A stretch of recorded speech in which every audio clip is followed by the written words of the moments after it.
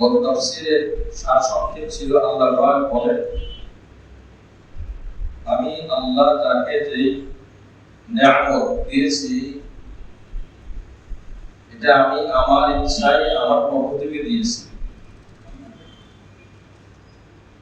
ওই নিয়ামত যদি এমন হয় আমি আল্লাহ আমার একক দেওয়া, বান্দার নিজের কোনো পরিশ্রমে অর্জন হয়নি, সে নিয়ামত দেখে তুমিও ওইটা তালাশ করার পিছনে পড়ে যেও না।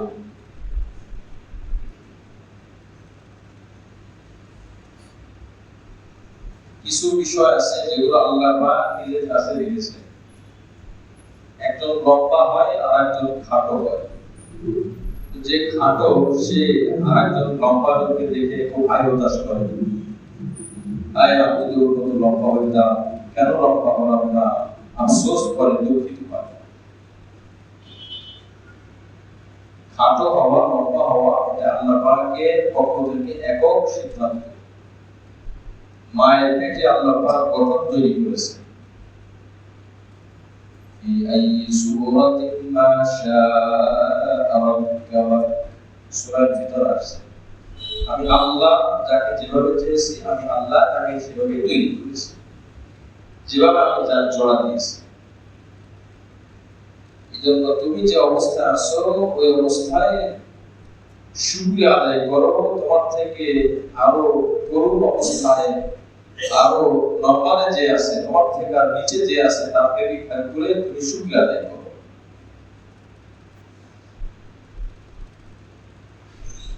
তাই আমি সাহাবী হলাম না কেন? আমি যদি সাহাবী হলাম তো আমি তো কত পেরেশানি মুক্ত জীবন নবীর বরসে গ্রহণ করে যেতাম, এই আফসোস করতেছি। ওই যুগে আমাকে না পাঠানো, এই যুগে আল্লাহ পাক আমাকে পাঠানো, এটা আল্লাহ পাকের এক সিদ্ধান্ত। সাহাবী হওয়া যেমন ফজিলত, সাহাবী ছাড়াও যারা সাহাবী হতে পারে নাই তাদের ব্যাপারেও অনেক ফজিলত নবী আলাইহিস সালাম বর্ণনা করেছেন। যেমন এক হাদিস আছে যে সেই জামানায় এমন কিছু মানুষ হবে আমার উম্মত, তারা একটা আমল করলে 50 জন আমল করার সওয়াব সে একাই পেয়ে যাবে। সুবহানাল্লাহ। সাহাবীরা শুনে তো বাবা হয়ে গেল, হুজুর তাহলে তো আমার আরো বেড়ে গেল। হুজুর জানার বিষয় হলো এই 50 জন কোন শ্রেণীর 50 জন? আপনার ভাষায় তো আপনার সাহাবী যারা তারা সব থেকে দামি, আর পরবর্তী যারা আসবে তুলনামূলক পর্যায়ে কম। এখন এই 50 জন কোন 50 জন?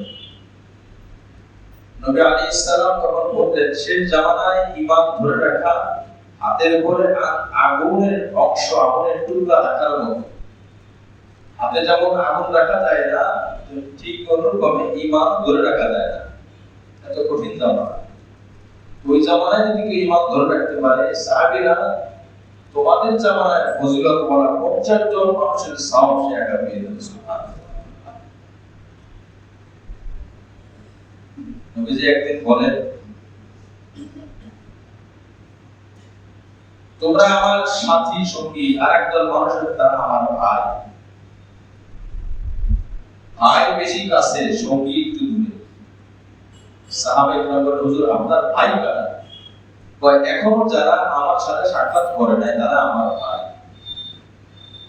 এজন্য আমার ভাই পরবর্তীতে আসা এটাও খারাপ কিছু না, তবে দেখতে হবে আমি আমল করতেছি। আল্লাহ না করুন আমি যদি ওই জামানায় থেকে যদি আবু জাহেলের দলে থাকতাম, কি অবস্থা হতো? এই জন্য আমি কোন জামানায় আসছি বলতেছিলাম, আমি কোথায় আসছি? আয় আমি যদি এটা হইতাম, আমি যদি সেটা হইতাম। আল্লাহ যাকে যেটা বানান নাই, যেটা আল্লাহর হাতে রেখেছে, এটা দিয়ে কারো কিছু করা যায়, এই জন্য আফসোস করা যাবে না। তাহলে কি করবো? চুপচাপ বসে থাকবো না? আল্লাহ পাকের কথা বলছেন, তবে বান্দা তুমি যেটা করে, তুমি যে কাজ করে যে নিয়ামত তুমি অর্জন করতে পারবা সেটা করার পিছনে চেষ্টা করো। তোমার সাহাবী হওয়া সম্ভব না, তবে সাহাবীরা যে 5 ওয়াক্ত নামাজ পড়েছে এটা তো পড়া সম্ভব। সাহাবী হওয়া সম্ভব না, তারা যে কোরআন তেলাওয়াত করেছে এটা তো করা সম্ভব। তুমি বদর আর উহুদের যুদ্ধে যাওয়া সম্ভব না, কিন্তু তারা হকের পথে থেকে হক কথা বলেছে, তোমার জায়গা থেকে তুমি হকের পথে থাকো, হক কথা বলো, এটা তো সম্ভব। যদি তুমি হক কথা বলো, হকের পথে থাকো, তো বোঝা যাবে তুমি সাহাবী হলেও উহুদ যুদ্ধে আর বদর যুদ্ধে তুমি যাওয়া সেই সব পেয়ে যাবে। জন্য সাহাবী হওয়া সম্ভব না, দু চার টাকার নফল পড়া তো তোমার পক্ষে সম্ভব, তুমি সেটা করো। وَلِلنِّسَاءِ نَصِيبٌ مِّمَّا اكْتَسَبْنَ, আর মহিলারা যা করবে তা মহিলারা সেই পরিমাণ নিয়ামত তারা পেয়ে যাবে। ওয়াসআলুল্লাহ মিন ফাদলি, আল্লাহ পাকের কাছে তোমরা অনুগ্রহ চাও, সাহায্য চাও। ইন্নাল্লাহা কানা বিকুল্লি শাইইন আলিমা, আল্লাহ পাক সব বিষয়ে জ্ঞানী। গত সপ্তাহে আয়াত সারসংক্ষেপ, আজকে আমি একটি আয়াত তেলাওয়াত করেছি। আল্লাহ পাক রব্বুল আলামিন আয়াতের মধ্যে বলেন মিরাস সম্পর্কে। মিরাস হঠাৎ একটা প্রসঙ্গ নিয়ে আসছেন একটি আয়াতের মধ্যে। বহুত মানুষ আছে মৃত্যুবরণ করার আগে অনেক সম্পদ যা আছে মেয়েদের নামে দিয়ে দেয়, ছেলেকে বঞ্চিত করে। হারাম কবিরা গুনাহ। বিপরীত হয় মেয়েদেরকে দেয় না, ছেলেদেরকে দেয়, কবিরা গুনাহ, হারাম। আবার এমন হয় যে ছেলে মেয়ে দেয়, কাছের আত্মীয় আছে, চাচা আছে, চাচাতো ভাই আছে, ভাতিজারা আছে। এখন চিন্তা করে আমি মারা গেলে এই সম্পদ তো চাচারা পেয়ে যাবে, নিয়ম করে যায়, আমি তাদেরকে দিব না, আমি সব আল্লাহর রাস্তায় দান করে দেব। দান করছে সব অর্জন, চাচারা ভাতিজারা পাইলে কি সব হতো না? এই যে দানটা করছে এটা হচ্ছে নফল। আর চাচা ভাতিজা যদিও তার ছেলে মেয়ে নাই, বাবা মা নাই, স্বামী স্ত্রী নাই, আপু ভাই নাই, আছে ভাই বেটা ভাতিজা, আছে ভাতিজি, আছে চাচা বা চাচাতো ভাই, এরা এই সম্পদ পেত, আমি দিলাম না কেন? আমি তার সাথে আমার মোটামুটি ভালো না, তাই আমি দিলাম না। আমি যে তাকে বঞ্চিত করলাম, তাকে ঠকানোর জন্য আমি অন্য জায়গা দিয়ে দিলাম, অন্য জায়গা দেওয়া আমার জন্য ফরজ ওয়াজিব ছিল না, তাদেরকে দেওয়া আমার জন্য ফরজ ওয়াজিব ছিল। আমি মৃত্যুবরণ করার পরে অটোমেটিক তারা পেয়ে যেত, সেখানে যদি যে পরিমাণ সওয়াব হতো এরা পাইলে তার থেকে দ্বিগুণ সওয়াব হতো। এই জন্য ঠকানোর জন্য, মাহরুম করার জন্য এই কাজগুলো অহরহ দেশে, শহরে, গ্রামে, গঞ্জে, শিক্ষিত মহলে, অশিক্ষিত মহলে, ধনী ফ্যামিলি সব জায়গায় কম বেশ হচ্ছে। এটাকে বলা হয় মানুষের হক, এটাকে বলা হয় বান্দার হক। এই জন্য আমার ভাই, আল্লাহর হক চেষ্টা করবো সম্পূর্ণ করা। ছুটে গেলে আল্লাহর কাছে মাফ চাইলে মাফ করে দিবেন, সে আশা রাখা যায়। বান্দার হক ত্রুটি করে আল্লাহর কাছে মাফ চাইলে আল্লাহ মাফ করবেন না, করেন না, আল্লাহ পাকের ইচ্ছা, কারণ এটা বান্দার হক। এই জন্য মানুষের হক নষ্ট না করা। আমি যে দুনিয়াতে আসছি, আমি কি নিয়ে আসছি? আমার কাছে কিছু ছিল? একটা সুতাও নিয়ে আসতে পারি না। আমার থেকে গরিব কে ছিল দুনিয়াতে? উলঙ্গ অবস্থা। আমার যখন মারা যাব, শরম লজ্জাস্থান টাকার জন্য শুধুমাত্র কাপড়ের 3টা কাপড় দিয়ে দিল, মহিলার জন্য 5টা কাপড় দিয়ে দিল, আর কিছুই দিবে না। কিন্তু আমি যে কাজটা করে গেলাম, খারাপ কাজ, এই কাপড়ের ভিতরে এই খারাপ কাজগুলো আমার সাথে যাবে। আর যদি খারাপ কাজ না করি, যার হক তাকে বুঝাই দিই, বলে দিই, তো কাপড়ের সাথে অদৃশ্যমান আমল কবর পর্যন্ত চলে যাবে। ওখানে যাওয়ার পরে বান্দাকে আল্লাহ পাক রব্বুল আলামিন এই আমলের বরকতে তাকে হেফাজত করবেন। সুবহানাল্লাহ। আমি আসছিলাম গরিব, আজকে আল্লাহ পাক কিছু সম্পদ দিয়েছেন, এটা আমানত। আমানত সঠিক জায়গায় দেওয়ার দায়িত্ব আমার। যদি তার নিজেরই হতো তাহলে কবরে দেওয়া বৈধ ছিল। যার টাকা ব্যাংকে যা আছে মারা যাওয়ার পরে কাপড়ের ভিতরে ওই টাকা পয়সা চেক টেক সব আপনার কবরস্থানে দাফন করা হবে। ভুলেও তেমন কেউ করে, কারণ মারা যাওয়ার সাথে সাথে এটা তার না। দুনিয়াতে আসার আগে তার ছিল না, মারা যাওয়ার সাথে সাথে তার হবে না। মাঝখানে সে বাহক, বহনকারী বহন করার কারণে সে বাহক, সম্পদ বাহক। এটা সাময়িক সময়ের জন্য আমরা পরীক্ষা করেছি যে দেখি মাত্রা তোমার কাছে। যেমন এলাকায় একজন গ্রামপঞ্চায়েতে বিভিন্ন ইউনিয়নের চেয়ারম্যান হওয়ার পরে সরকার থেকে 300 বস্তা ধান আসলো, চাউল আসলো। এই চালগুলো আপনি বাহক, আপনি দিয়ে দেবেন। উনি চেয়ারম্যান হওয়ার আগে আসেন, তাই ওনার চেয়ারম্যানের পদ থেকে বাদ দেওয়ার পরে এটাও তার কাছে আসবে না। যত সময় আসে তত সময় তার কাছে আসবে। এই চাউলের ব্যাপারে যেমন সে আমানতটা নিয়ম অনুযায়ী হকদারদের কাছে পৌঁছে দিবে, এই যে সম্পদ যা আল্লাহ পাক তাকে দিয়েছে, এই সম্পদটাও এই আল্লাহ পাক তাকে আমানতদার হিসেবে বানিয়েছে। আর মোট সম্পদের মালিক কে?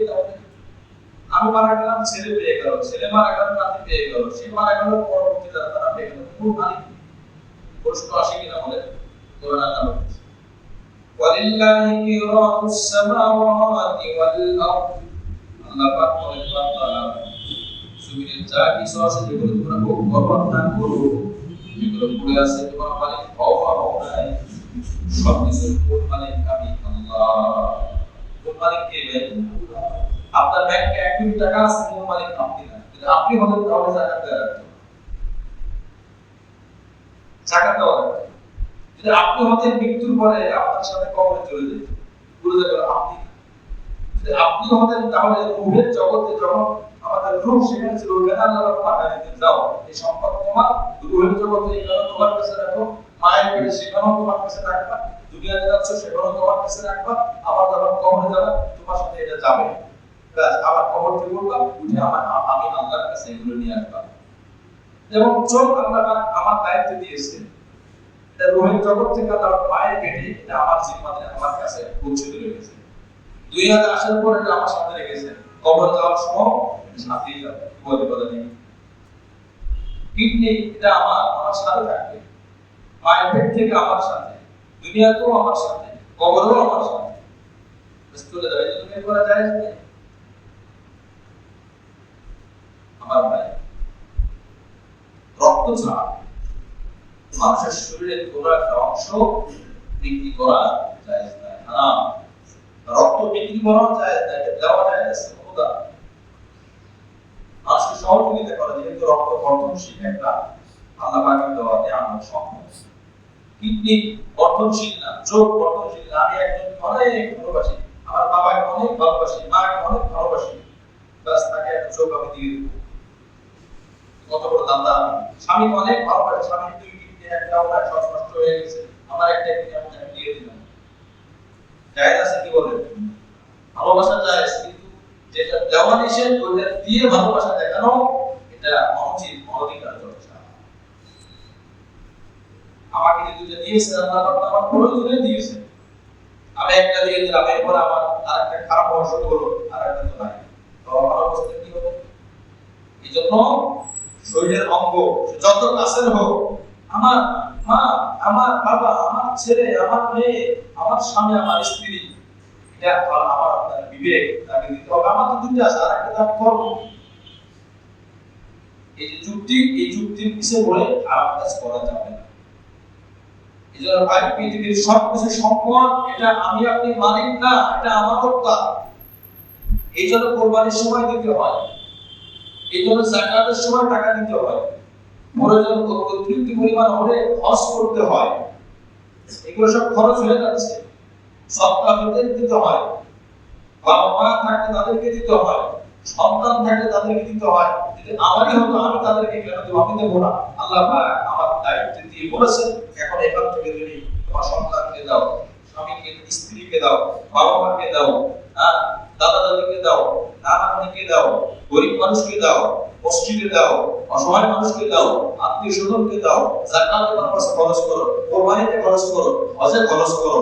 সব মানগুলো আল্লাহ পাক দিয়ে দিয়েছে।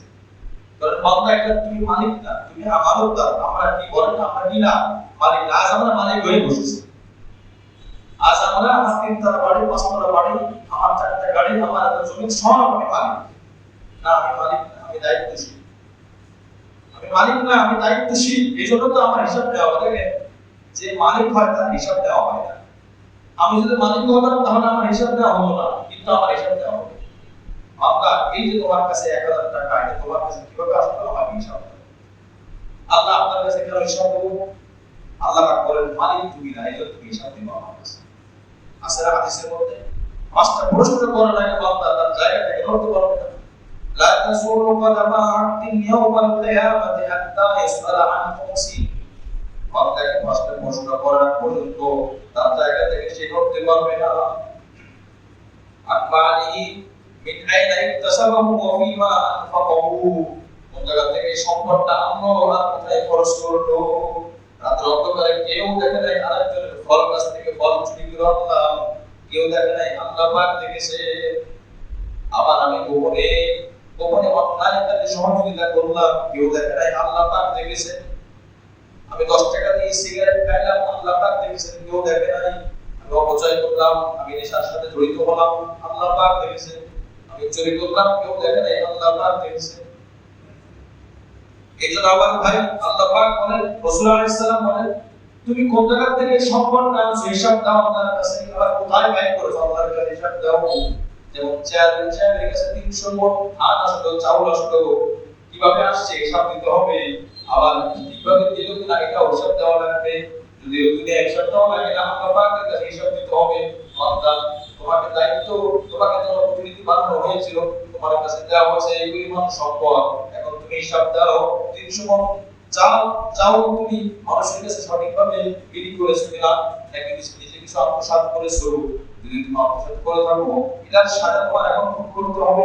আর এটার সাথে একজনের না, এখানে প্রত্যেকটা মানুষের হক আছে, প্রত্যেকটা মানুষের কাম ঝরানোর টাকা আছে, ট্যাক্সের টাকা আছে, মানুষের টাকা আছে, যে ব্যক্তি গ্রাহক তার সম্পদ আছে।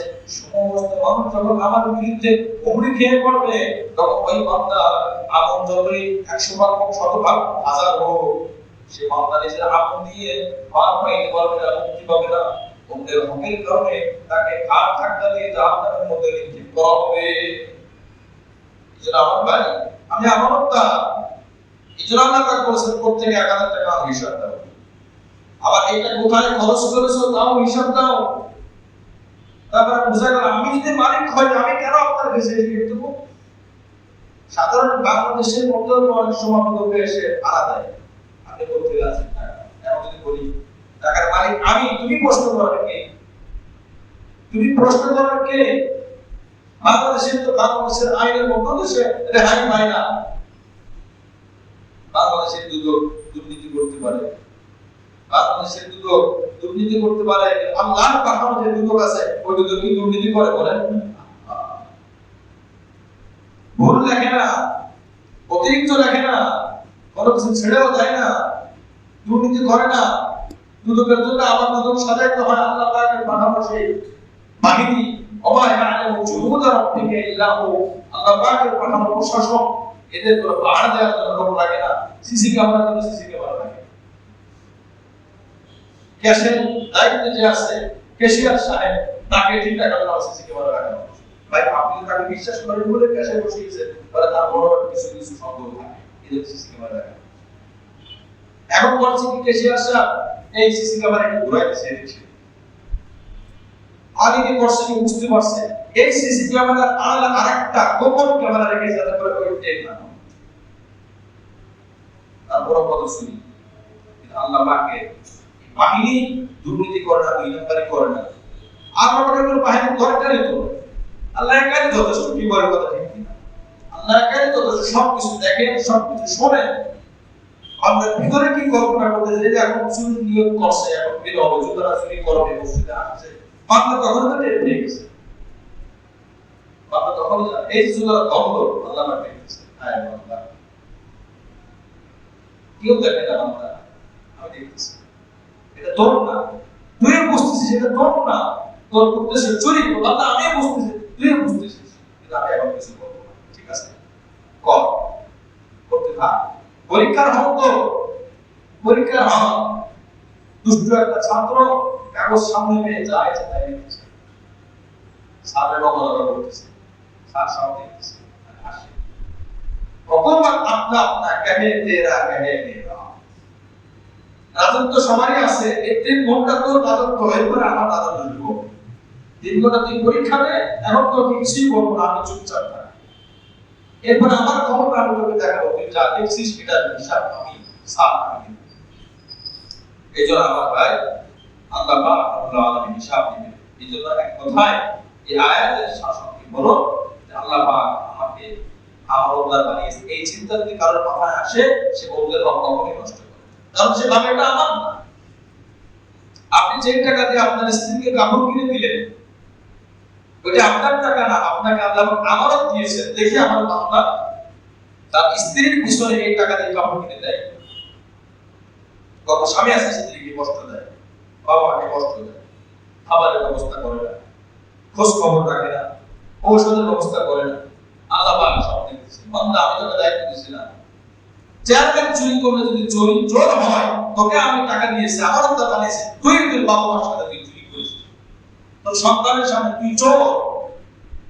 আমার বান্দা এই জন্য আবার অতিরিক্ত করা হয়, অতিরিক্ত করা হয়, অন্যায় পথে খরচ করা হয়।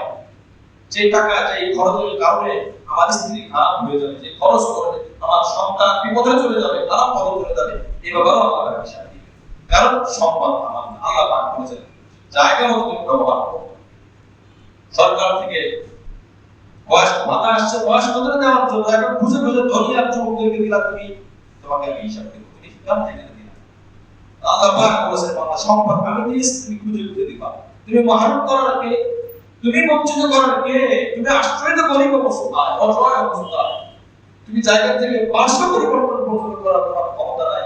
তোমার ঠান্ডা লাগছে, পেশাব করছো, তোমার বোঝানোর মতো কোনো ক্ষমতা নাই, কিছু বোঝাইতে পারতেছ না। গতকাল বাড়ি থেকে আসতেছিলাম রাত্রিবেলা, আমাদের পিছনে সিটে ছোট বাচ্চা, ওরা 2-4 মাসের হবে, কাঁদতেছে কাঁদতেছে, মা বাবা দুজনে চেষ্টা করতে থামানোর জন্য পারতেছে না। এতটাই বাচ্চাটা অসহায়, সে ভাষা দিয়ে বুঝাইতে পারতেছে না তার কি হয়েছে, তার ঠান্ডা লাগতেছে নাকি তার রোজা লাগতেছে, বা নানান রকম চেষ্টা করতেছে, তার ভাষা বাচ্চাকে বুঝাইতে পারে না। কতটা দুর্বল বান্দা তুমি, সেই তোমাকে আমি আল্লাহ তোমার বলেছি, এরপর আমি তোমার কাছে সম্পদ দিয়েছি। আমি তোমাকে না দিয়ে তোমার ভাইকে দিতে পারতাম, একই ফ্যামিলির মধ্যে 2 ভাই 2 সন্তান, একজন অনেক ধনী আর একজন অনেক গরিব, এমন বহুত আছে না? বান্দা তোমার বড় ভাইকে আমি গরিব বানিয়েছি, তুমি ছোট ভাই তোমাকে আমি ধনী বানিয়েছি, উচিত তো ছিল তোমার বড় ভাইকে আমি ধনী বানাইতে পারতাম, তোমাকে আমি গরিব বানাইতে পারতাম। তোমাকে আমি ধনী বানাই পরীক্ষায় ফেলেছি, দেখি তুমি আমার ঠিক মতো ব্যবহার করো না। তোমার বড় ভাইকে আমি গরিব বানিয়ে আমি দেখতে চাচ্ছি বান্দা আমার এই তোমার বড় ভাই ধৈর্যশীল, ধৈর্য অর্জন করে। এই জন্য এটা আমার আল্লাহর ফয়সালা। বহুত মানুষ বহুত চেষ্টা করে, ধনী হওয়ার জন্য সবাই চেষ্টা করে, কিন্তু পারে না। শিক্ষিত হওয়ার জন্য সবাই চেষ্টা করে, আমি যদি কি ভাই সবাই কি পারে না। প্রত্যেকে চায় আমি যেন ঢাকা বিশ্ববিদ্যালয়ে চান্স পাই, ওই সবাই তো পায় না। চেষ্টা তো করবো, পাই না, কারণ আল্লাহ পাকের সর্বশেষ ফয়সালা আমি দেব না, আমি ওকে দিব। আর একজন খুব সমাজে চেষ্টা করবে, সে একটা পরিশ্রম করে দেয়, সহজে সে চান্স পেয়ে গেছে। এই জন্য আল্লাহ পাকের ফয়সালা মেনে নেওয়া, আল্লাহ পাকের বিধান মতো সম্পদগুলো খরচ করা। আজকে যে আয়াত আল্লাহ এই কথাই বলেন, ওয়ালিকুল্লিন জাআলনা মাওয়ালিয়া মিম্মা তারাকাল ওয়ালিদানি ওয়াল আকরাবুন, বাবা এবং আত্মীয়স্বজন যে সম্পদ থেকে মারা যায় তার প্রতিদিন মধ্যে আমি আল্লাহ কিছু ওয়ারিশ নির্ধারণ করে দিয়েছি। বাবা এবং আত্মীয়স্বজন তারা যখন মারা যায় তাদের সম্পদ রয়ে গেল, এটার জন্য আমি আল্লাহ নির্ধারিত কিছু ওয়ারিশ রেখে দিয়েছি, এই ওয়ারিশ রেখে দিয়ে দিতে হবে। এরপর আল্লাহ পাক বলেন, ওয়াল্লাযীনা আকাদাত আইমানুকুম ফাআতুহুম নাসীবাহুম, আর তোমাদের মধ্যে যারা পরস্পর চুক্তি করেছো তাদেরকে তাদের চুক্তি অনুযায়ী সম্পদ দিয়ে দাও। এটা বোঝার জন্য একটা ছোট্ট ঘটনা মনে রাখা, যা নতুন মুসলিম হয়েছে নবীজির যুগে, তার বাবা মা ভাই বোন কেউ নাই, সবাই মুসলিম। এখন তার ওয়ারিস কেউ হতে পারবে না। ওয়ারিস হওয়ার প্রথম শর্ত হবে একই ধর্মের লোক। যে মারা গেছে তার সম্পদ পাওয়ার জন্য যে পাবে সে তারও মুসলিম হতে হবে, ধর্ম ভিন্ন ভাবে হবে না। বাবা মুসলিম, সন্তান আল্লাহ না করে কোনো কারণে ইহুদি হয়ে গেছে, খ্রিস্টান হয়ে গেছে, এই বাবা মারা গেলে যত সম্পদ পাক এই সন্তান কিছুই করে না, তারা গরিব হবে না। ইসলামী মিরাস প্রতিবন্ধককারী চারটি জিনিস, তার মধ্যে একটা হলো ভিন্ন ধর্মের লোক। সন্তান মারা গেছে, সন্তান মুসলিম, বাবা বিধর্মী।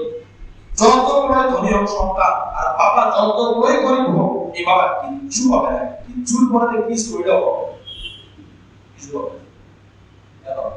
না।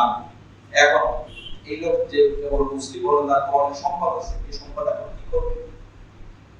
অথবা তার সাহায্যকারী কে হবে? তো তৎকালীন যুগে, ইসলাম প্রথম যুগে তো মানুষ খুব অসহায় ছিল, মানে পারিবারিক বন্ধনের অসহায়।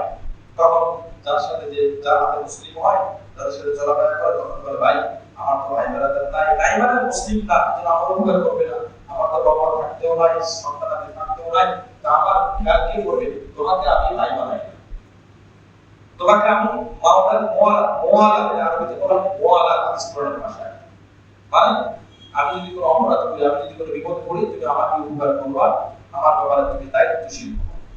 তুমি যদি কোনো বিপদে পড়ো, আমি তোমার ব্যাপারে দায়িত্বশীল হবো। যেমন কোনো ভাই ভাইকে যা করে,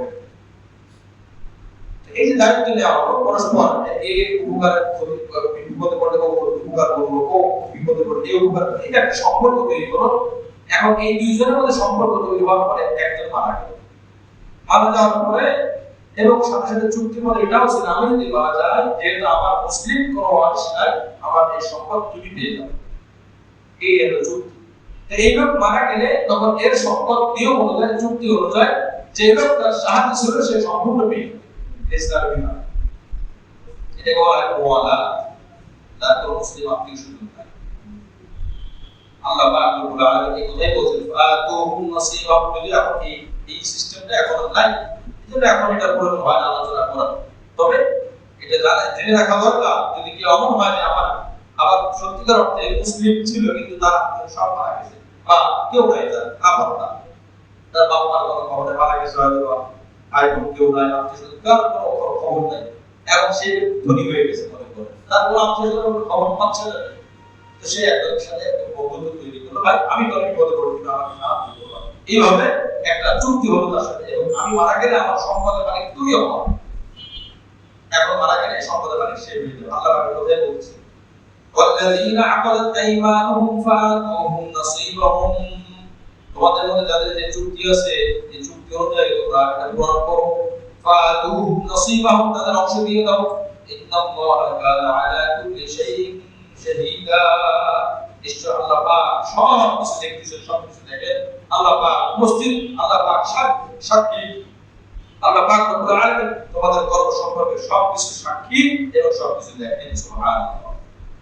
এজন্য আমার ভাই এই আয়াতের শিক্ষা মানুষের হক দিয়ে দেওয়া, মানুষের হক কখনোই পূর্ণ করা যাবে না, হারাম।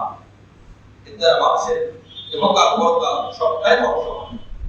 এজন্য মানুষ চেষ্টা যতই করুক, মানুষ আল্লাহর বিধান মতো না চলে, তখন তার জন্য পরকাল খুব কঠিন।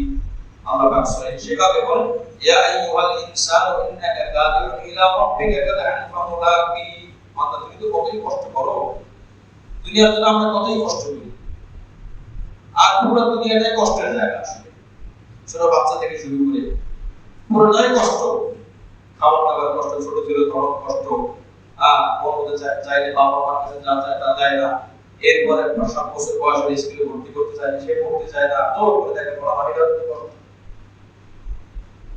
অনেক সময় পড়ালেখার কষ্ট সহ্য করতে না পারে, কাজে লেগে যায়, বলে আমার কাজে দিয়ে দাও, তখন আমার পড়ালেখা করতে না, তারপর তার কাছে পড়ালেখা করতে কষ্ট, পড়ালেখা করতে করতে করতে করতে এক পর্যায়ে পড়ালেখা পার শেষ, কষ্ট করতে করতে শেষ হলো, এরপরে এখন সে সাংসারিক জীবনে পদার্পণ করলো, বিবাহের দিকে গেল, তখন আবার আর এক কষ্ট, স্ত্রীকে ভালো, বাবা মা স্ত্রীকে ভালো, নামাজ রোজগার করো, কষ্ট করো, এরপর আবার সন্তান শিখানো, আবার কষ্ট আরো পাবো।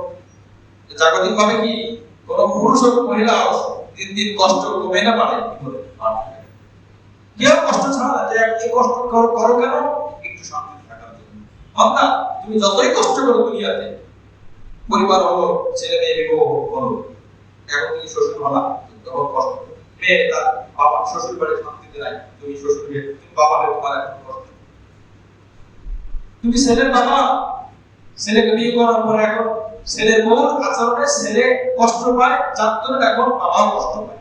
কষ্টের মধ্যে এখন যৌবন তার পারে বাধ্যকে পরিণত হলো, বড় হয়ে গেল, এখন ছেলে মেয়ে অনেক সময় দেখা যায় বাবা মাকে হেল্প করে করলেও এই বাবা মা এত অসময় হয়ে যায়, ওষুধ ছাড়া তার দিন চলে না, কষ্ট।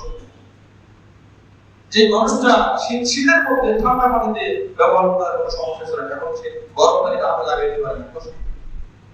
চরম সময় হয়ে গেল, মুমূর্ষু রোগী বিছানায় পড়ে গেল, বাথরুমে যেতে পারে না, প্রয়োজন পরিমাণ কি দরকার সে খেতে পারে না, তার মনে চাচ্ছে কিন্তু ডাক্তার ভিজিট করছে, কষ্ট। এদের একটা মানুষের প্রত্যেকটা কর্মে, প্রত্যেকটা মাটি তার কষ্ট। উদ্দেশ্য কি? বান্দা কষ্ট আপনি কিছু বলে দুনিয়াতে ভালো থাকার জন্য, আল্লাহ পাক বলে বান্দা তুমি আখিরাতের জন্য একটু কষ্ট করো। কষ্ট তো সবাই করো, আচ্ছা যেহেতু তুমি কষ্টই করো, তো নামাজ পড়ার কষ্টটা তোমার কষ্টের মধ্যে যোগ করে দাও। রোজা রাখার কষ্টটা এমন করে যে তুমি নামাজ না পড়ে শান্তিতে আসো না, তোমার তো কষ্ট হচ্ছে। তুমি রোজা না রেখে না রোজা রাখলে সেটা খুব শান্তিতে আসে না, তোমার তো কষ্ট হচ্ছে। তো কষ্ট তো হচ্ছে, তোমার এই কষ্টের মধ্যে নামাজের কষ্টটি গ্রহণ করো, রোজার কষ্টটি গ্রহণ করো। করলে কি হবে? আমি আল্লাহ এমন জান্নাত দেব, যে জান্নাতের মধ্যে তুমি তো দুনিয়াতে যে শান্তি চাচ্ছ, এই শান্তি সব ব্যবস্থা নেই। তুমি চাচ্ছ আজীবন যুবক থাকে, সম্ভব না। তুমি চাচ্ছ তোমার সম্পদ আজীবন থাকা বিস্তার হবে, এটাও তো সম্ভব না, সম্ভব না। তুমি চাচ্ছ তুমি দুনিয়াতে থেকে যাও, সম্ভব না। এজন্য আল্লাহ পাক রাসূল আলাইহিস সালাম বলেন যে এমন জান্নাত তোমাকে দেওয়া হবে, ইন্নালাকুম আনতাশিবু ফালা তাহরামু আবাদা, এমন যৌবনকাল তোমাকে দেওয়া হবে, জান্নাতের মধ্যে ঢোকার সাথে সাথে 30 থেকে 33 বছর হায়াত হবে, যত সময় পার হবে তোমার বয়স কোনোদিনও বাড়বে না। সুবহানাল্লাহ। এখানে দাঁড়িয়ে থাকবে না, মহিলার যেমন দাঁড়িয়ে থাকে না, পুরুষদের দাঁড়িয়ে থাকবে না। এখন দাঁড়িয়ে দিয়ে আল্লাহ পাক পরীক্ষা করেছে, আর তখন আপনার দাঁড়িয়ে থাকবে না, যে তোমার দাঁড়িয়ে মনে চায় সবাই দাঁড়িয়ে ছাড়া হাঁটে, নিজেকে খুব সুসজ্জিত ভাবে মনে করে আমি আল্লাহ তোমার দাঁড়িয়ে হুকুম গ্রহীত করে দিলাম, এখানে তোমার দাঁড়িয়ে রাখবে না, এবং তোমার বয়স বাড়বে না, 30 থেকে 33 বছর বয়স থাকবে। নম্বর 2, وَإِنَّ لَكُمْ أَن تَنَامُوا فَلَا تَبْأَسُوا أَبَدًا, দুনিয়ার কোন নিয়ামত স্থায়ী হয় না। আমি আল্লাহ তোমাকে জান্নাতে যে নিয়ামত দিব, এই নিয়ামত শুধু স্থায়ী না, দিন দিন শুধু বাড়তেই থাকবে, বাড়তেই থাকবে, বাড়তেই থাকবে। সুবহানাল্লাহ। জান্নাতের একটা বাজার আছে, লা বাইউ ফীহি ওয়ালা শিরা, ওই বাজারে বেচা কেনা নাই, মানে কে বিক্রেতা নাই, ক্রেতাও নাই। এটা কেমন বাজার? ওই বাজারের মধ্যে শুধু বিভিন্ন শ্রমিক কারখানা থাকবে, পুরুষ মহিলা এরা বাজারে যাবে, যার পরে দেখবে এই ছবিটা কত সুন্দর লাগে, আমার চেহারা যদি এরকম হয়ে যেত, বাংলা ভাবতে ভাবার সাথে সাথে ওই চেহারাটাকে রাখতে হবে। দুই নম্বর বান্দার নিয়ামত যা তাকে দেওয়া হবে, ছিনিয়ে দেওয়া হবে বাড়তি। বান্দা খাবার খাওয়ার পর টেনশন করে না, দুনিয়াতে খাবার আগে টেনশন করতে পারে, হিসাব কোথায় করবো, পায়খানা বাথরুম কোথায় করবো। এমন কোন বাড়ি নাই যে বাড়িতে রান্না করার বাথরুম নাই। রান্নাঘর মানে টেনশন বাথরুম, আর রান্নাঘর এই জন্য আছে, পেট যেহেতু আছে, পেটের কারণে রান্নাঘর, রান্নাঘরের কারণে বাথরুম। এখন জান্নাতে বাথরুম কোথায় যাবে? বাবা খাওয়ার কাছে না, আরে এই খাওয়ার গুলো খাবার কি করা যাবে? দুনিয়াতে খাবারের পরে তো বাথরুম যেতে হয়। আল্লাহ পাক বলে বান্দা তুমি খাইছো, এখন ঢেকে দাও। বান্দা একটা ও ঢেকুর দিবে, সাথে সাথে পেটের মধ্যে যা আছে সব হজম হয়ে মুখ দিয়ে বের হয়ে যাবে। সুবহানাল্লাহ। দুনিয়ার ঢেকুর মধ্যে দুর্গন্ধ হয়, অনেক সময় ঢেকুর দিলে খারাপ লাগে, কষ্ট হয়। আর জান্নাতের মধ্যে যে বান্দার ঢেকুর, ঢেকুরের মধ্যে ইশক আমবারের ঘেরান চলে যাবে। সুবহানাল্লাহ। এই যে 2 নম্বর নিয়ামত নষ্ট হবে না। 3 নম্বর নিয়ামত, ওয়া ইন্না লাকুম আন তাসবিহু ফালা তাসকামু আবাদা, একটু নামাজের কষ্ট করো, একটু আমলের কষ্ট করো। দুনিয়াতে যতই তুমি ঔষধ খাও, ঔষধ খাওয়ার পর একেবারে কিন্তু মানুষ সুস্থ হয়ে যায় না, একেবারে সুস্থ হয় না। 40 বছর পার হয়েছে, ডাক্তারের কাছে গেছে, আমার চোখের সমস্যা, তো জিজ্ঞেস করতেছে যে আমার চোখের কি কি কারণে সমস্যাটা হলো। কি কারণে আমার চোখে অসুবিধা? বলে ডাক্তার বলতেছে আপনার বয়স কত? বলে 40। বলে কারণ একটাই, বয়স আপনার 40। আর কোন কারণ নেই। 40 বছর পার হবে, এক একটা করে ডিভাইডে রাত আসবে, দিন আসবে, ঘুরবে, আর এক একটা করে রোগ প্রতিরোধ করে সংযোজন হবে। কথা বলেন ঠিক? এখন এখানে আপনার যারা আছে, আমাদের শরীরে যে রোগ আছে, 10 বছর আগে হয়তো ওই রোগটাও ছিল না, তার 10 বছর আগে আরেকটা রোগটাও ছিল না। এখন হয়তো যাদের রোগ নাই, অপেক্ষায় থাকতে হবে আমি হায়াত দিলে 10 বছর পরে রোগ সংযোজন হবে কিনা। বলে মানুষ তো রোগ থেকে বাঁচতে চায়, কত চেষ্টা করে, কত কিছু খায়, ন্যাচারাল খাবার খায়, অর্গানিক খাবার খায়, ওষুধ খায়, তাও তো মুক্তি পাচ্ছে না।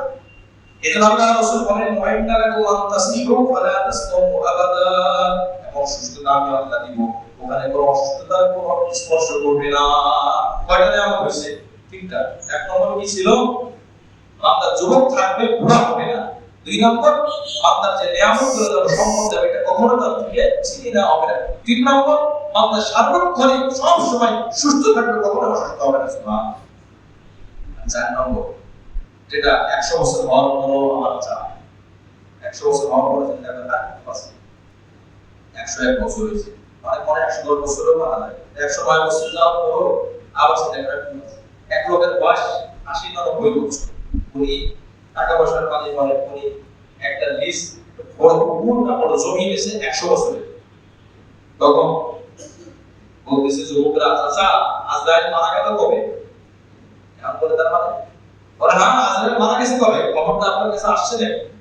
তাহলে কি উল্টো কথা বলো? ওরা, হ্যাঁ বলছি, আপনার বয়স 90 বছর, আপনি 100 বছরের লিজ নিলেন, তার মানে আপনার কাছে গ্যারান্টি আছে আপনি আরো 100 বছর থাকবেন, তাহলে আপনি নিলেন কি করে?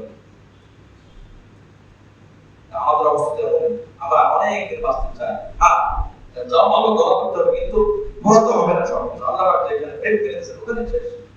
আল্লাহ পাক বলেন বান্দা জান্নাতে ঢুকবা না, ইয়ামুতু ফিহা ওয়া লা ইয়াহইয়া, জান্নাতে ঢুকবা, এখানে মওত হবে না, জীবন হবে না, তুমি স্থায়ী ভাবে সেখানে থাকবা, তুমি আজীবন জীবিত থাকবা, তোমার আর কোনো মওত হবে না। সুবহানাল্লাহ। সারা জীবন যুবক থাকবে। 2 নম্বর নিয়ামত, মাকে ছাড়া কমবে না। 3 নম্বর, তার সুস্থ থাকবে, অসুস্থ কখনোই হবে না। 4 নম্বর, সে কি থাকবে? আজীবন সুস্থ থাকবে। দৈনিক 5 ওয়াক্ত নামাজ, আল্লাহর হুকুমগুলো সামান্য কিছু হুকুম পালন করার পরে এই বিশাল স্থায়ী নিয়ামত এবং উত্তম নিয়ামত, ওয়াল আখিরাতু খায়রুন ওয়া আবকা, আখিরাত উত্তম এবং স্থায়ী। আখিরাত কি বলে? উত্তম এবং স্থায়ী। দুনিয়া স্থায়ী না, দুনিয়া উত্তম না, আখিরাত স্থায়ী, আখিরাত উত্তম। সুবহানাল্লাহ। এইটা ভোগ করার অপেক্ষায় আশা বাংলার সামনে আগায়, তো তখন তার জন্য জান্নাতের পথ প্রশস্ত হয়ে যাচ্ছে। জান্নাতের একটা হুর লা ওয়াসাকাত ফিল বাহরি লা মাজাজাত,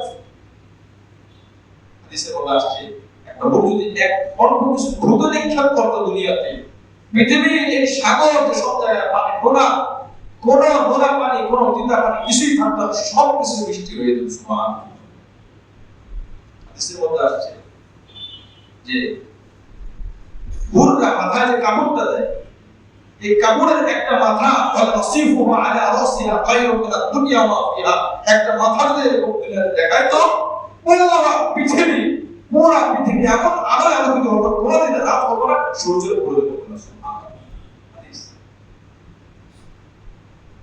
আর ইন্না রুহা ওয়াল হাজারা ইয়াকুতানি মিনাল জান্নাহ, মাকাম ইব্রাহিম, যারা হজে গিয়েছেন তারা জানেন যেখানে ইব্রাহিম ইসলামের পা আছে, ওই পাথরটা জান্নাতি পাথর। সুবহানাল্লাহ।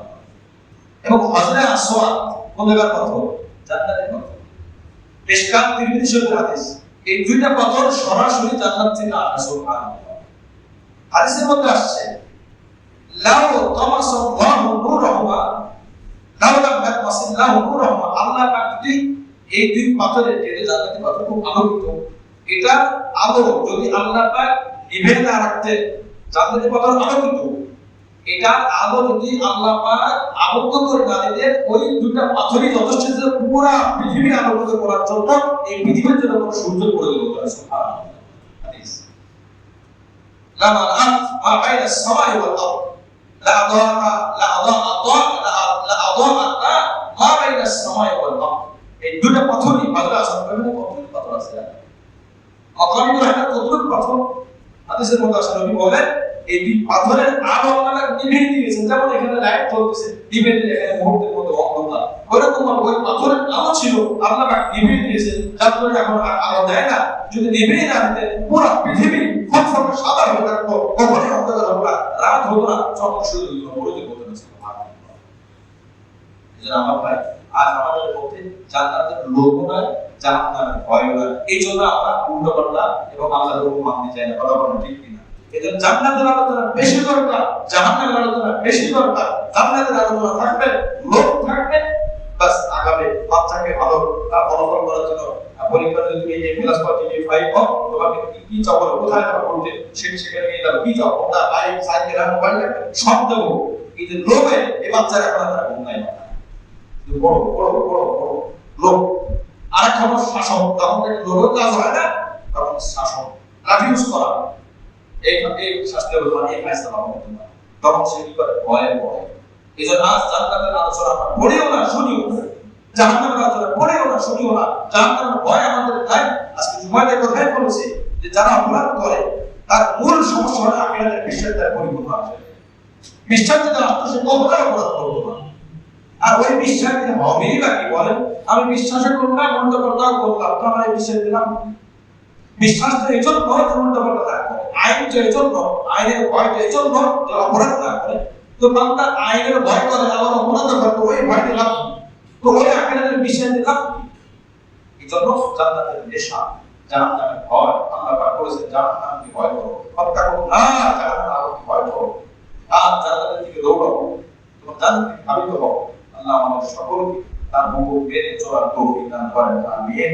আগামী জুমা শুক্রবার 26 ডিসেম্বর এখানে মাহফিল হবে, তো মাইকে বড় থাকবে। শুক্রবারে তাফসীর পড়া আওয়াজটা সমস্যা হবে, আগামী শুক্রবার ইনশাআল্লাহ চলতে থাকবে। এরপর শুক্রবার আমরা ইনশাআল্লাহ আমরা করব। আল্লাহ আমাদের তাফসীর কবুল করেন, আমিন।